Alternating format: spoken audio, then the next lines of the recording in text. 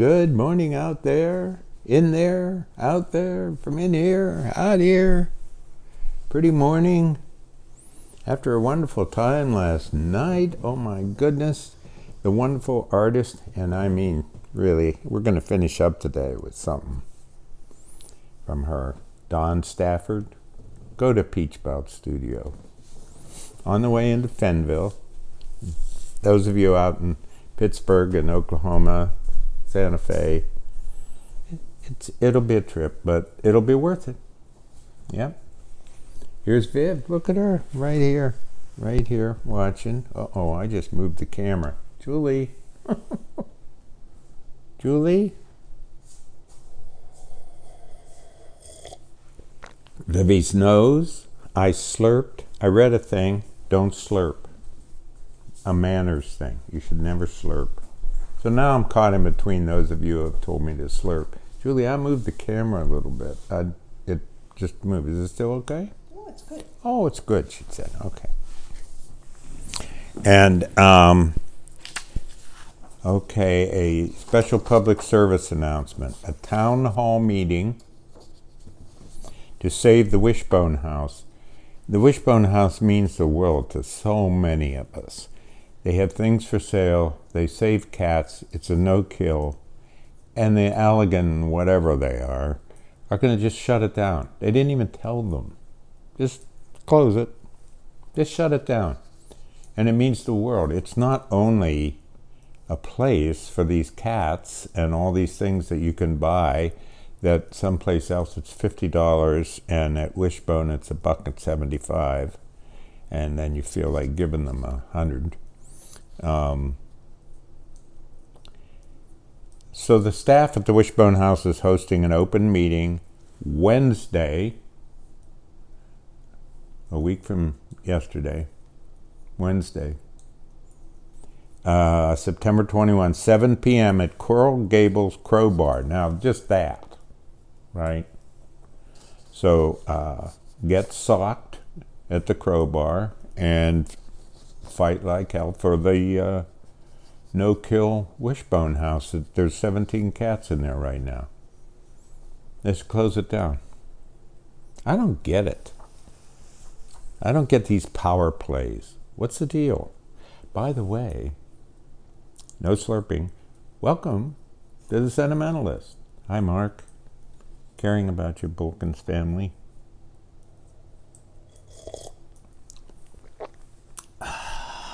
Boy, how about that whole big thing, coronation, huh? I don't want that. Coronation? What am I talking about? Funeral. Julie's going, since when was a funeral coronation? See, my grandmother, my mother's side came from Penrith, England, way up north. They used to walk to Scotland for picnics. And when she was a young girl, there were a bunch of sisters, and they were very wealthy. They lived on an estate in the north of England, and their father, my grandma's father, was killed on the hunt, and the horse fell off the horse.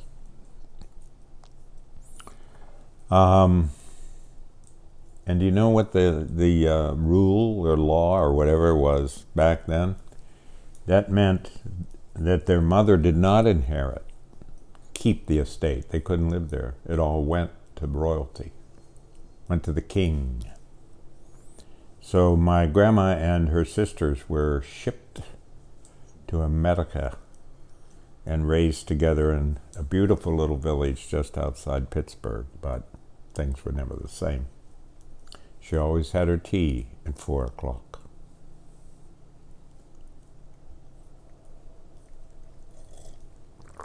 Tried not to sip. I'll sip sometimes, or I slurp sometimes and not slurp other times. How's that?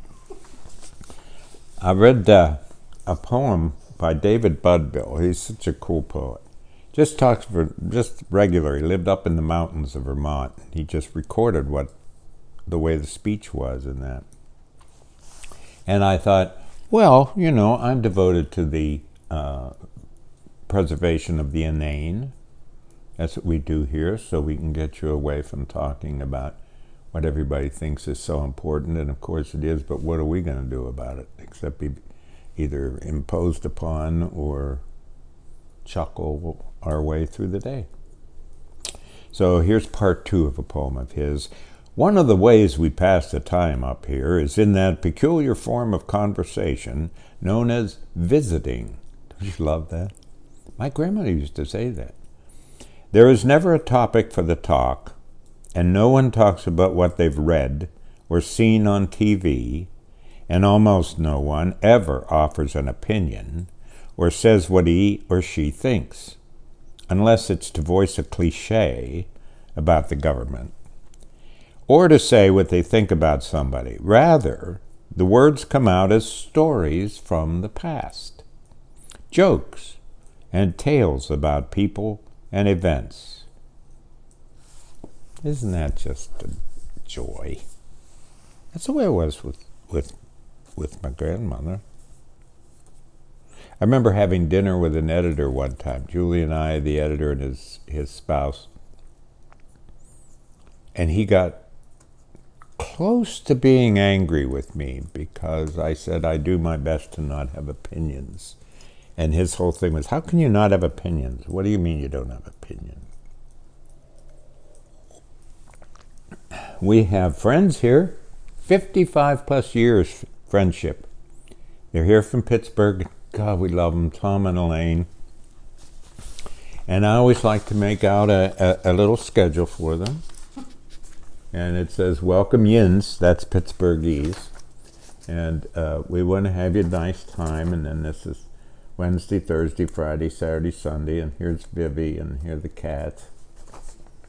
And then this is a tear, and then they drive home. But this is what we're going to do, and if you'd like to know, I don't think you did. It's sort of like breakfast, lunch, and dinner. And a dear friend, Julie's, Chris Berghoff. Christy. Huh? Christy Berghoff. Did I say Chris? You did. Christy Berghoff. Oh. She's making these beautiful cards. Look for them. They're beautiful. Did I tell you about Wishbone? Idiots. So why I said coronation was because when I was little, I got to see that. Imagine how long ago.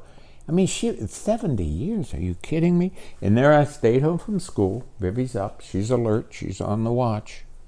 Yep. My sister, 4, and we sat and we watched the coronation in black and white. You know, sort of like saying, when did you see the Beatles or something?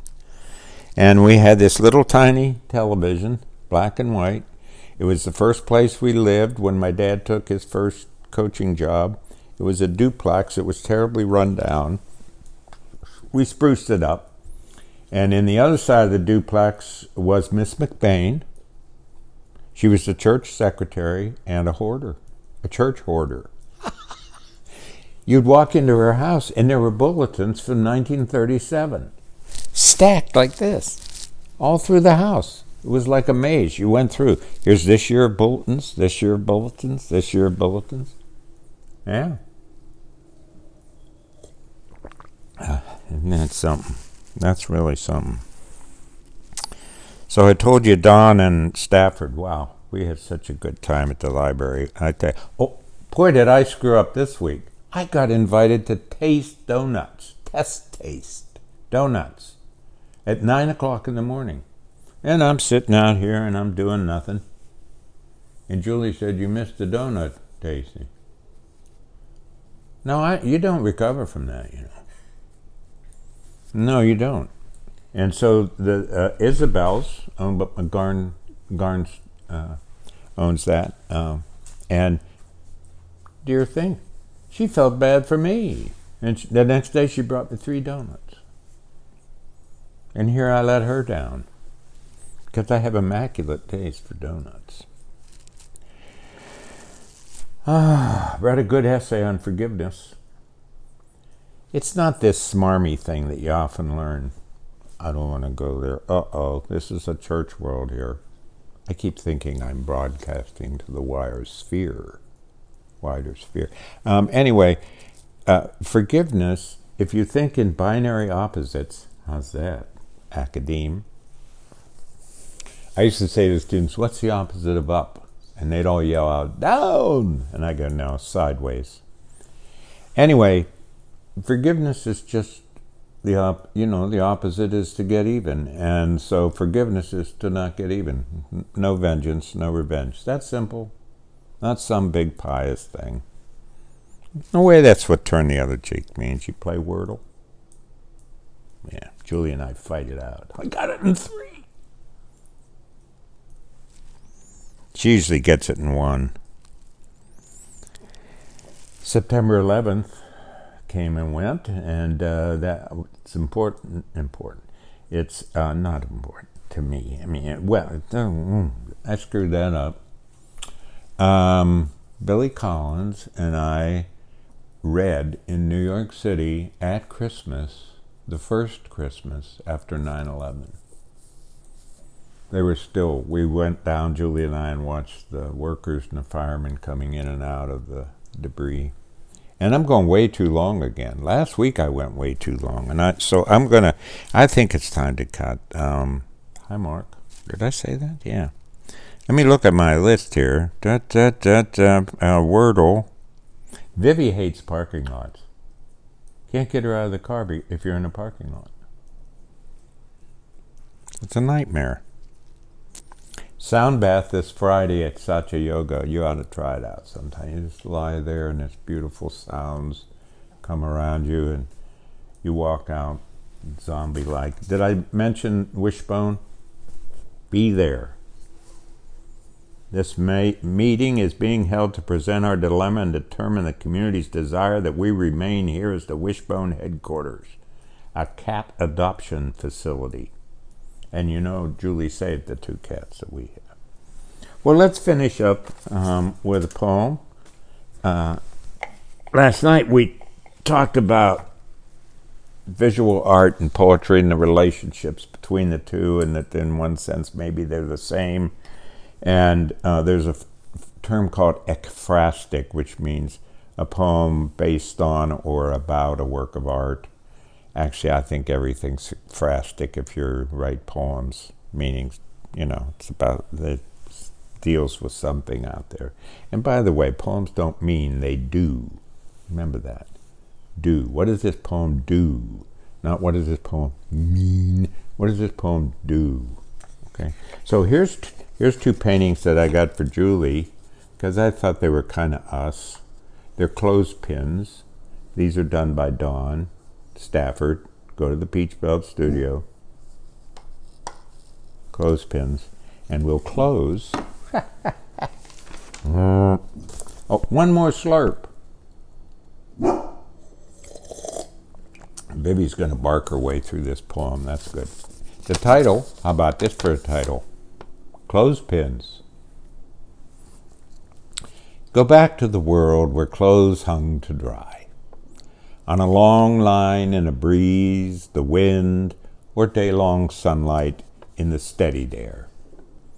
Clothespins held like our lips when we backseat sat at the drive-in, never knowing one day it would be an antique. Even a ruin one might see on a back road behind a town too small to tear it down. Once, after 30-some years together, we made popcorn, put a couple Cokes in a cold pack, and parked at the drive-in just outside our village. Parked next to a speaker dangling from its rusting perch. Placed it on the window, rolled halfway down, and stared at the abundance of white screen. Our marriage was playing, a double bill, with all that came before. I said, you remember clotheslines and clothespins? Of course. And we remembered Mondays, how we would see at almost every house a line and the pins holding fast the sheets, pillowcases, shirts and bras, blouses, jockey shorts and socks even dish towels, each in the universe of air. Then we opened the cokes, raised them, kissed as tight as clothespins, and watched the show. Take care, be kind, try to be cheerful.